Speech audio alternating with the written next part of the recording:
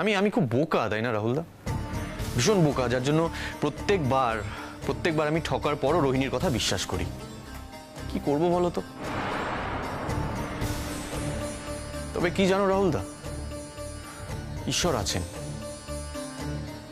আছেন, উনি আমার সাথে থাকেন সবসময়। তাহলে এরপর কি করবি? আজ যা ঘটে গেল, এখন তাহলে কি করবি যশ? আজ যা ঘটে গেল, এরপর রোহিণীর সাথে একসঙ্গে পথ চলার আর কোনো উপায় নেই। আর এরপর আমাকে কেউ বাধ্যও করতে পারবে না ওর সাথে থাকার জন্য। আমি থাকবো না। রোহিণী যদি এরপরও জোর করে ওই বাড়িতে থাকে, ও যদি জোর করে আমার সাথে থাকে, ওই বাড়ি ছেড়ে যদি ও না যায়, তাহলে এবার আমি বাড়ি ছেড়ে বেরিয়ে যাব। আমি আর কোনো মতেই থাকবো না বাড়িতে। আমি বেরিয়ে যাবো বাড়ি ছেড়ে। আর তারপর কি হবে আমি সত্যিই জানি না রাহুলদা। কারণ তারপর যেটা হবে সেটা আমার হাতে নেই, তাই সেটা নিয়ে আমি কিছু বলতে পারবো না। তবে এতটুকু শিওর যে আমি রোহিণীর সাথে থাকছি না, থাকবো না, এন্ড দ্যাটস ফাইনাল। কিন্তু রোহিণীর সাথে থাকবো না মানে কিন্তু এটা নয় যে আমি শবনমের সাথে থাকতে পারবো। কারণ এই নিশ্চয়তা আমার এই জীবনে আমার দিক থেকে অন্তত নেই। সুতরাং ওটা নিয়েও আমি আর ভাবছি না। দেখ, আজ যা ঘটেছে আমি কিন্তু সত্যি কথাই বলবো। তুই আমার বন্ধু না ভাবতে পারিস, কিন্তু আমি তো তোকে বন্ধু ভাবি, সেই দিক থেকেই তোকে বলছি। এরপর থাকার কিন্তু আর কোনো কারণ নেই। দেখ, এরপর আরো কত বড় ঘটনা ঘটবে সেটা তুই জানিস না। আমাকে কেন বোঝাচ্ছ রাহুল? এই বিষয়টা নিয়ে কেন বোঝাচ্ছ? এই বিষয়টা নিয়ে তো আমার ডিসিশন নেওয়া হয়ে গেছে অলরেডি। এই বিষয়টা নিয়ে যদি এখন আমাকে কেউ বোঝাতে আসেও, তারপর আমার ডিসিশন চেঞ্জ হবে না। জস্তা, আমি এখন যাই বলবো তোমার হয়তো খারাপ লাগবে, কিন্তু কিন্তু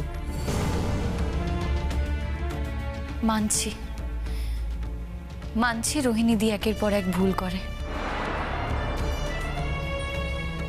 অন্যায় করে, কিন্তু সবটাই করে শুধু তোমায় ভালোবাসে বলে। তোমায় ভালোবাসে বলেই হয়তো এতগুলো ভুল আর অন্যায় করে। সব ভালোবাসা আমি যে নিতে পারবো তার কি মানে আছে? আসছি রাহুল। কোথায় যাবি এখন? কোথায় আর যাব? বাড়ি। এখনো তো আমার দায়িত্ব শেষ হয়নি, শেষ পর্বটা তো এখনো বাকি আছে। জস্তা, শেষ পর্ব মানে?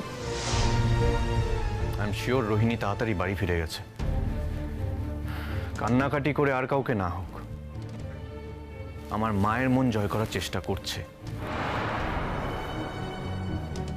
তাই আমি তাড়াতাড়ি বাড়ি গিয়ে ওকে ওর বাড়িতে পৌঁছে দেবো আজকে। বেশি রাত হয়ে গেলে ও আবার আজকে অজুহাত দেবে যে অনেক রাত হয়ে গেছে, আজকে আর আমি বাড়ি ফিরবো না, আজকে থেকে যাই। কিন্তু আজকে আমি আর ওকে কোনো রকম অজুহাত দেওয়ার সুযোগই দেব না। তাই আমাকে তাড়াতাড়ি বাড়ি ফিরতে হবে।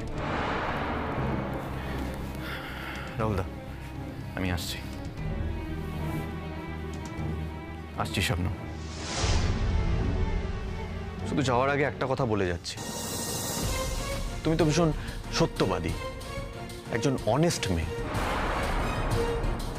নিজে কোথাও জড়িয়ে আছো বলেই এই অনেস্টিটা নষ্ট করো না। তোমার এই অনেস্টিটা কমতে দিও না প্লিজ। আমি রোহিণীর সঙ্গে থাকবো কি থাকবো না এটা ডিসাইড করে নিয়েছি, এন্ড দ্যাটস ফাইনাল। এটা নিয়ে আর কোনো রকম অ্যাডভোকেসি করতে এসো না আমার সাথে। রোহিণী বললেও কিন্তু করতে এসো না, কারণ এটা আমার একক সিদ্ধান্ত।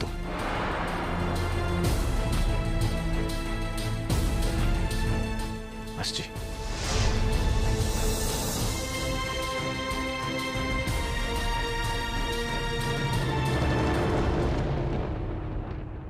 এত বড় একটা কথা তুমি আমাকে আগে কেন বলোনি? যশকে বলেছিলাম আমি কালকে রাত্রির বেলা।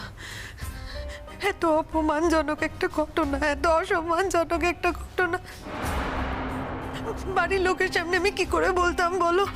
আমি তাই কিছু বলতে পারিনি। এই ব্যাপারটা নিয়ে এত জটিলতার কি আছে আমি সেটা বুঝতে পারছি না।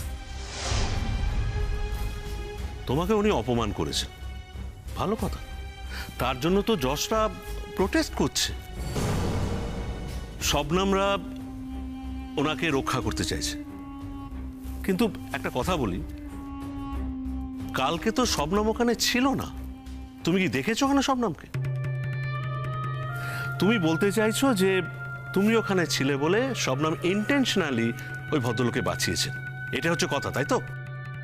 তাছাড়া আর কি তুমি বলো তো কাকামণি? যশ তো আমার কোনো কথাই শুনলো না, পুরোটাই তো শবনমের কথা শুনে বিশ্বাস করলো। না রোহিণী, আমি বুঝতে পারছি না, এত বড় একটা ঘটনা ঘটে গেছে, সেখানে শবনম তুমি যাতে ফেঁসে যাও তার জন্য উঠে পড়ে লাগলো। কিন্তু এত কিছুর পর ফুলকাকি যশ রোহিণীর কথা বিশ্বাস না করে ও কি নাম শবনমের কথা বিশ্বাস করলো? আরে অদ্ভুত ব্যাপার কিন্তু রোহিণী। আমাকে একটা কথা বলো তো। না, আমি মানছি যে ডক্টর মজুমদার খুব খারাপ মানুষ, তোমার সঙ্গে অন্যায় করেছে। কিন্তু তুমি যে প্রেগনেন্ট, তোমার প্রেগন্যান্সি টেস্টটা তো তুমি নিজেই করতে পারো রোহিণী। তুমি তো একজন ডাক্তার, তাই না?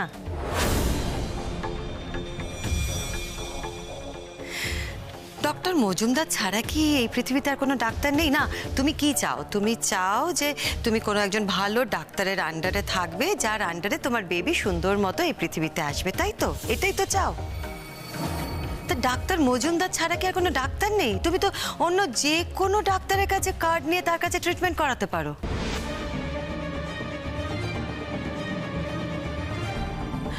আমি তো সেটাই করতে চেয়েছিলাম, কিন্তু যশ কি কারোর কথা শুনছে? যশ তো শবনমের কথাতে পাগলের মতো নাচছে। আজকে অতগুলো স্টুডেন্টের সামনে, প্রফেসরের সামনে, কলেজে আমাকে কি বিচ্ছিরি ভাবে অপমান করেছে। আমাকে সকলের সামনে বলেছে আমি যেন ওকে ডিভোর্স দিয়ে দিই।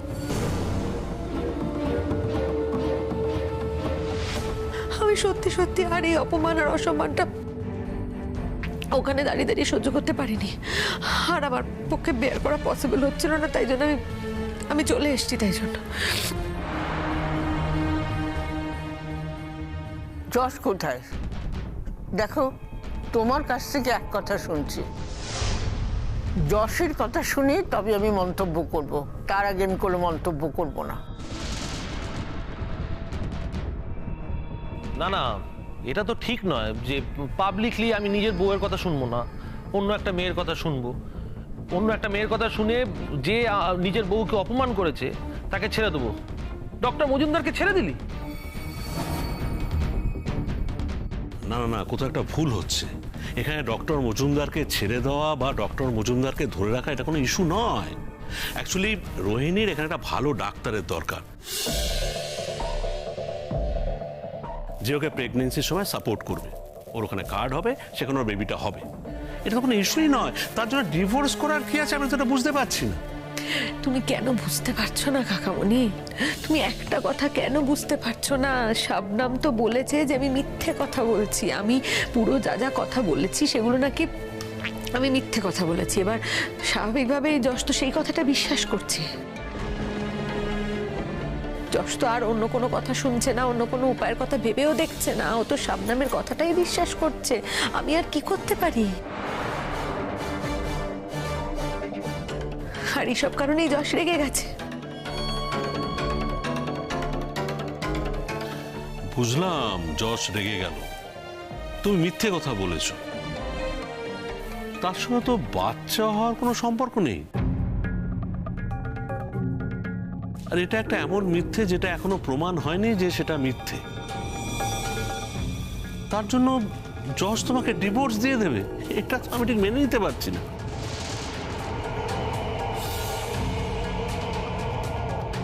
আমি কিচ্ছু বুঝতে পারছি না। এরকম একটা অবস্থা, তার মধ্যে এরকম ট্রমাটাইজ করে কেন রাখছে ওকে, আমার মাথাতে ঢুকছে না।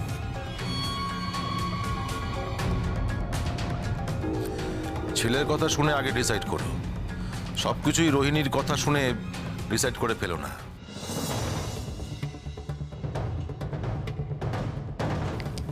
কেন আঙ্কেল? তোমার কি আমাকে বিশ্বাস করতে কোথাও অসুবিধা হচ্ছে?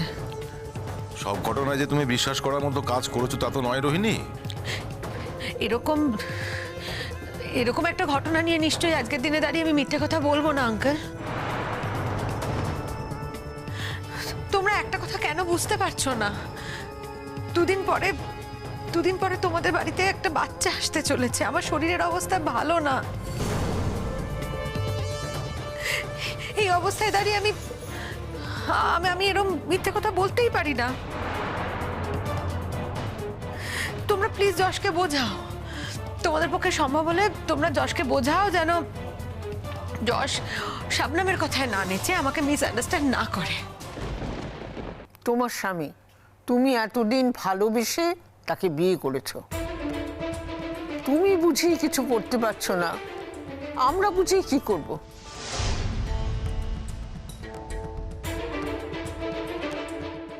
আমি কি করে করব? আমি তো করতে পারবো না। দুজন মানুষের মধ্যে যখন একজন তৃতীয় মানুষ ঢুকে পড়ে না ঠাম্মি, তখন কিচ্ছু করার থাকে না গো,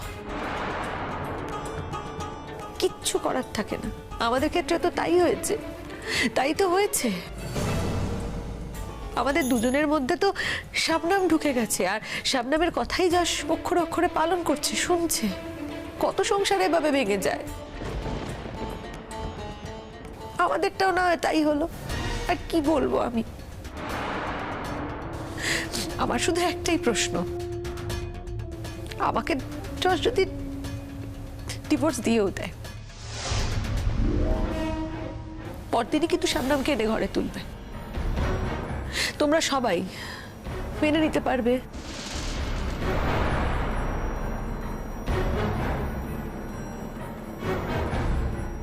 তোমাদের কারোর কোনো অসুবিধা হবে না তো? মেনে নিতে পারবে? অ্যাকসেপ্ট করতে পারবে তো তোমরা? হঠাৎ এরকম কথা উঠছে কেন? যশ তো এরকম কথা বলেনি। বলেনি? বলতে কতক্ষণ ঠাম্মি?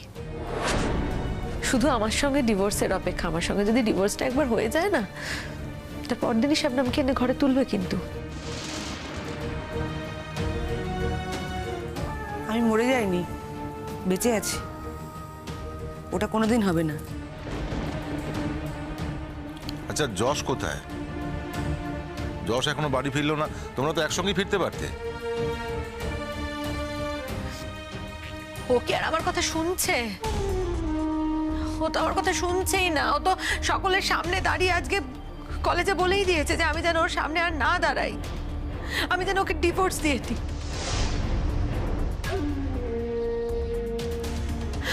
আর ও আমাকে বলেছে আন্টি যে আমি যদি ওকে ডিভোর্স দিয়ে না দিই, তাহলে ওনাকে নিজে থেকে আমাকে যেভাবে হোক ডিভোর্স দিয়ে দেবে।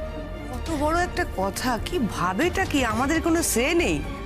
আমরা কি পুতুল নাকি? তুমি কোনো চিন্তা করো না রোহিণী, যশ আসুক, আমি ওর সঙ্গে কথা বলছি। আমাদের বাড়ির সন্তান আমাদের বাড়িতেই হবে, আর আমাদের বাড়ির সন্তানের মা আমাদের বাড়িতেই থাকবে। রোহিণী, তুমি যশের বিয়ে করা বউ, যশ যা বলবে আমাদের সেগুলো মেনে নিতে হবে, সেটা তো কোনো কম।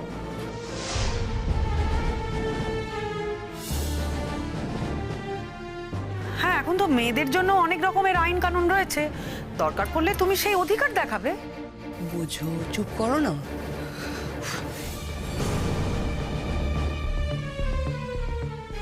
হয় না গো মহুয়াদি, আইনের লড়াই করে না আর যাই হোক হাজবেন্ডের সঙ্গে থাকা যায় না। আমি তো যশকে ভালোবাসি গো, যশকে ভালোবেসেই তো বিয়ে করেছি, যশকে ভালোবেসেই তো যশের সাথে থাকতে চাই।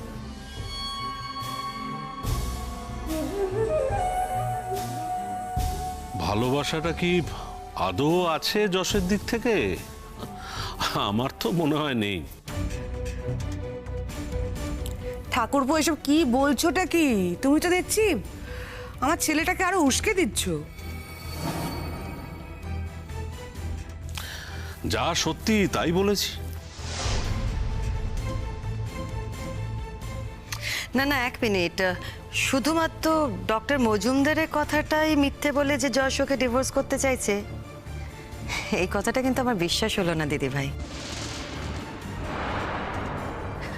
তোমার বিশ্বাস না হলে কি করবো বলো? আমার যেটা মনে হয়েছে আমি সেটা বলেছি, বিশ্বাস করা না করা সবটাই তো তোমাদেরই ব্যাপার।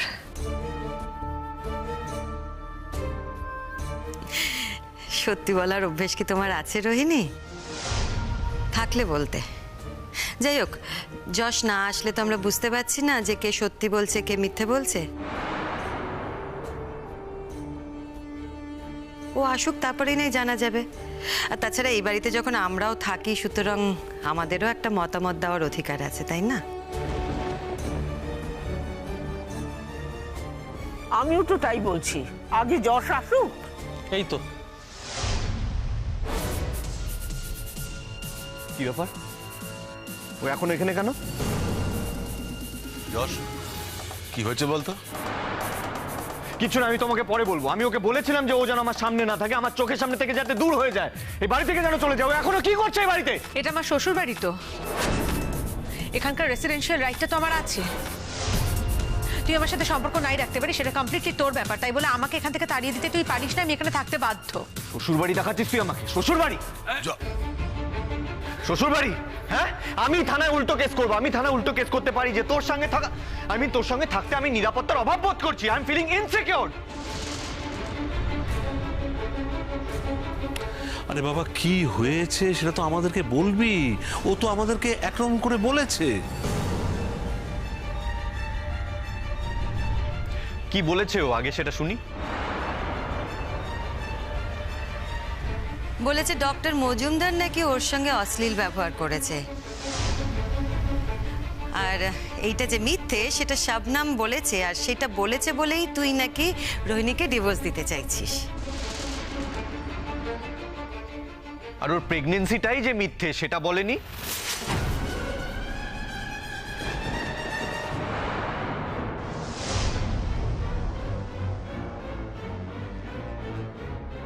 শোন যশ,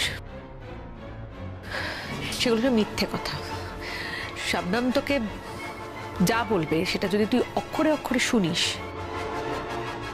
তাহলে আমার কিচ্ছু বলার নেই, কিন্তু আমি এটুকু বলতে পারি এটা মিথ্যে কথা।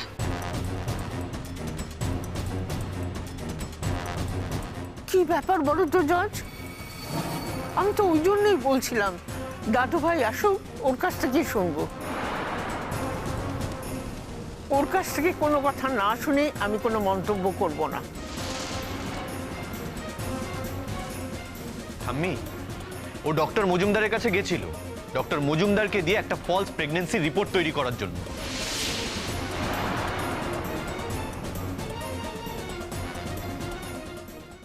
কি বলছিস কি যশ? কেন রোহিণী, কি দরকার ছিল বলো তো এসবের? মানে তোমার এই বাচ্চা হওয়া এই পুরো ব্যাপারটাই মিথ্যে, পুরোটাই নাটক।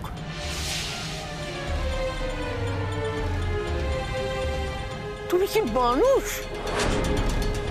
যশ যশ, আমার কথা শোনো। ডক্টর মজুমদারকে যে ও এই কথা বলেছে তুমি নিজে কানে তো শোনোনি। শবনম কি বলেছে তার উপর ভিত্তি করে তুমি রোহিণীকে মিথ্যেবাদী কেন ধরে নিচ্ছ? একটু বোঝাও আমাকে। শোনো শোনো কঙ্কনা, এই কথা তো ঠিকই যে বাইরের দুজন লোকের উপর নির্ভর করে ঘরের বউকে আমরা অবিশ্বাস করতে পারি না। অবিশ্বাস তখনই করব যখন আমরা হাতে কোনো প্রমাণ পাব। কি যশ, তাই তো?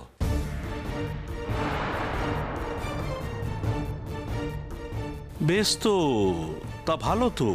প্রেগনেন্সি রিপোর্ট যদি মিথ্যে লেখানো যায়, আর এটা যদি মিথ্যে কথা হয়, তাহলে তুই অন্য কোনো ডাক্তারের কাছে নিয়ে যাচ্ছিস না কেন? ওর হিম্মত আছে? ওর হিম্মত আছে কাকুমনি? তুমি বলো না, ওর হিম্মত আছে অন্য কোনো ডাক্তারের কাছে যাওয়ার?